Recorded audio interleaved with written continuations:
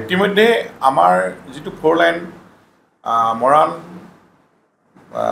প'ল' ক্লাবৰ ভায়া হৈ ডিব্ৰুগড় গৈছে তাতে যুদ্ধ বিমান অৱতৰণ কৰিবৰ কাৰণে এটা বিশেষ ব্যৱস্থা ৰখা হৈছে। মাননীয় মুখ্যমন্ত্ৰী মহোদয়ে এই কথাটো খুব কেয়াৰফুলি যাতে আমি তাত ৰাস্তাটো ক্ল'জ কৰি যুদ্ধৰ বিমানে হওক বা ইমাৰ্জেঞ্চি হেলিপেড ব্যৱহাৰ কৰিব পৰা এটা ব্যৱস্থা প্ৰায় কমপ্লিট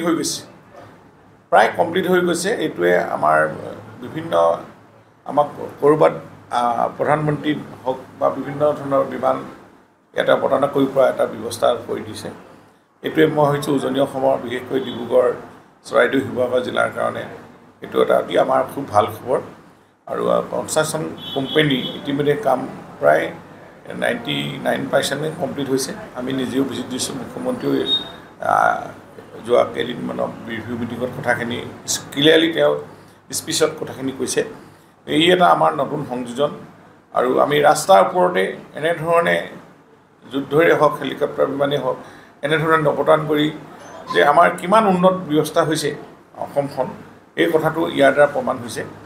আজি দেশখনত বৰ্তমান যি যুদ্ধৰ চলি আছে যে ভাৰতবৰ্ষৰ আজি যে সকলো ক্ষেত্ৰতে পাৰ্গত এই কথাটো নিশ্চিত হৈছে। ভাৰতবাসীৰ মনত আনন্দ আমাৰ প্ৰধানমন্ত্ৰী নৰেন্দ্ৰ মোদী ডাঙৰীয়াৰ নেতৃত্বত যেনেধৰণে শত্ৰু পক্ষক যেনেধৰণে আক্ৰমণ কৌশল অটল বিহাৰী বাজপেয়ীৰ দিনৰ পৰা বৰ্তমানলৈকে এইখিনিত আজি গোটেই বিশ্বই স্বীকাৰ কৰিবলৈ বাধ্য হৈছে।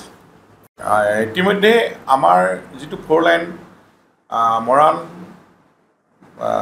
প'ল' ক্লাবৰ ভায়া হৈ ডিব্ৰুগড় গৈছে তাতে যুদ্ধ বিমান অৱতৰণ কৰিবৰ কাৰণে এটা বিশেষ ব্যৱস্থা ৰখা হৈছে। মাননীয় মুখ্যমন্ত্ৰী মহোদয়ে এই কথাটো খুব কেয়াৰফুলি যাতে আমি তাত ৰাস্তাটো ক্ল'জ কৰি যুদ্ধৰ বিমানে হওক বা ইমাৰ্জেঞ্চি হেলিপেড ব্যৱহাৰ কৰিব পৰা এটা ব্যৱস্থা প্ৰায় কমপ্লিট হৈ গৈছে। এইটোৱে আমাৰ বিভিন্ন আমাক ক'ৰবাত প্ৰধানমন্ত্ৰী হওক বা বিভিন্ন ধৰণৰ বিমান ইয়াতে অৱতৰণ কৰিব পৰা এটা ব্যৱস্থা কৰি দিছে।